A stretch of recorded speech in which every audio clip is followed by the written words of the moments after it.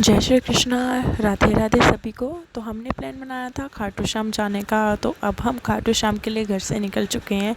And ये थोड़ा रास्ते में बनाया था, हम ऑटो में जा रहे थे स्टेशन की तरफ। और हम स्टेशन पे पहुंच के, ट्रेन तो पहले से खड़ी थी लेकिन हमारा जो डब्बा था वो बहुत आगे था, D2 था, तो हमें बहुत ज़्यादा चलना पड़ा आगे जाने के लिए।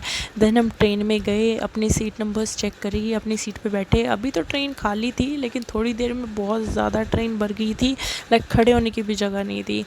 एंड हम अपने गए, माधव के साथ गए थे। तो माधव हमारे अपनी जगह पर बैठे थे और माधव ने ये ड्रेस पहली बार पहनी थी। हमने घर पे ही बनाई है ड्रेस और सारा श्रृंगार का सामान बड़ा सुंदर लग रहा था। पहले तो हमने माधव को फ्रूटी दी थी थोड़ी, कि जब भी माधव को थोड़ी प्यास लगे या भूख लगे तो माधव पानी और फ्रूटी पी ले। और खाने के ड्राई फ्रूट्स वगैरह भी रखे थे माधव के साथ में। फिर माधव का सोने का टाइम हुआ तो पहले हमने माधव का श्रृंगार का सामान जितना थोड़ा बहुत उतार सकते थे उतना हमने इनका माधव का थोड़ा श्रृंगार का सामान उतारा। सारा तो नहीं लेकिन कुछ कुछ उतार दिया। और ये ड्रेस घर पे बनाई है, बहुत अच्छी ड्रेस लग रही थी। माधव इसमें बहुत क्यूट लग रहे थे, बहुत प्यारे लग रहे थे। और पगड़ी भी उनकी बहुत अच्छी लग रही थी, बिल्कुल मैच कर रहा था। और हमने सब कुछ पिंक पिंक ही रखा था, पिंक एंड वाइट का थोड़ा कॉम्बिनेशन लग रहा था, तो माधव बहुत सुंदर लग रहे थे। उसके बाद फिर हमने पहले माधव को थोड़ा खिलाया पिलाया था। उसके बाद हम माधव को सुला रहे हैं। ट्रेन में ज़्यादा मतलब लेट हो गए, वैसे तो माधव 2 बजे सोते हैं बट अब 4 बज गए थे।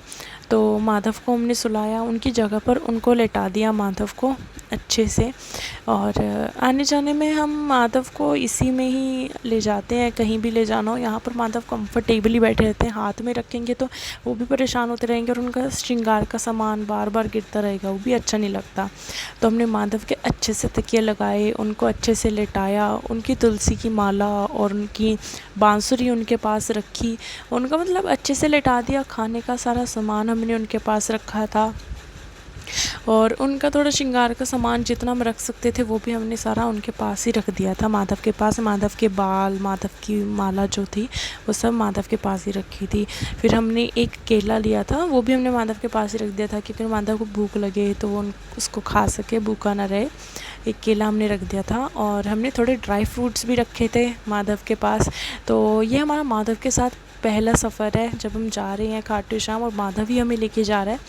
तो हम तो बहुत ही ज़्यादा खुश थे और माधव बहुत ज़्यादा अच्छा लग रहा था, खुश था माधव भी।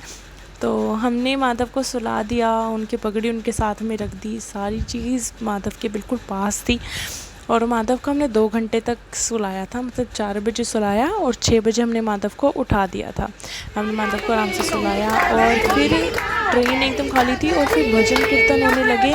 बाद में आपको इतना मज़ा आया, सारी लेडीज़ जो थी ना वो भजन गा रही थी, एक दूसरे के साथ डांस कर रहे थे। यहाँ पे बहुत अच्छे अच्छे खाटू श्याम जी के भजन गा रहे थे और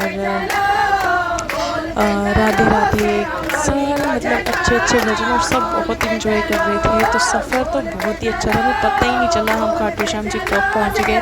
और ट्रेन में इतना मज़ा आया ना, मतलब अपनापन लगा था बहुत ज़्यादा।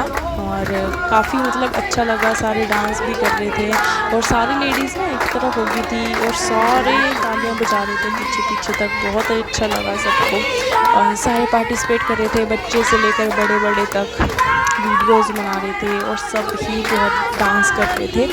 तो मतलब सफ़र में होना ही चाहिए, ऐसे बोर होते जाते हैं तो ज़्यादा बातें तो होती नहीं है। तो कहीं अच्छी जगह जाए ना, तो अगर भजन गाते हुए जाएँ, भजन कीर्तन करते हुए जाएँ तो बहुत मज़ा आता है, वो चीज़ काफ़ी अच्छी लगती है।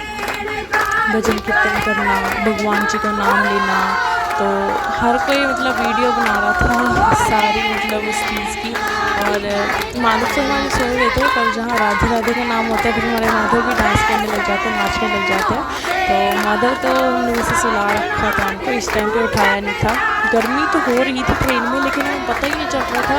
ये जो आंटी है येलो सूट में है ना, इन्होंने इतना अच्छा सामान कर दिया था ना, सारे ट्रेन में भजन कीर्तन गूंज गए थे और बहुत अच्छी आवाज़ थी इनकी। और इन्होंने आंटी ने ना हमें खुद बताया कि ये आंटी गुड़गांव से लेकर ना दिल्ली तक पैदल आई है, 6 दिन इनको लगे हैं। मतलब बहुत ज़्यादा भक्ति होती है लोगों के अंदर बाबा के लिए और अपने अपने भगवान के लिए, और उनको इतनी श्रद्धा से गाते देखना बड़ा मज़ा आया था हमें, बहुत ज़्यादा अच्छा लगा। उनके साथ काफ़ी बातें भी करी हमने और उनके साथ भजन कीर्तन भी गवाए हैं। काफ़ी अच्छा लगा, मतलब टोटली बहुत ही अच्छा रहा हमारा सफ़र जाने का। जाते बिल्कुल थकावट हमें फ़ील हुई ही नहीं कि हाँ थकावट भी होती है, बहुत ही अच्छा लगा। फिर माधव को उठाने का टाइम हो गया था, हमने माधव को उठाया, बिठाया माधव को अपनी जगह पर। थोड़ी माधव की पूरी फेस नहीं आ रहा फिर भी। तो हम फिर ट्रेन से उतरे, खाटू श्याम जी पहुँचे और फिर रिंगस से लेकर खाटू श्याम तक, तोरण द्वार तक हमने जीप करी, जो वहाँ पे करते हैं 50 रुपीज़ होती है पर सवारी। तो वो करा था हमने, काफ़ी मज़ा आया।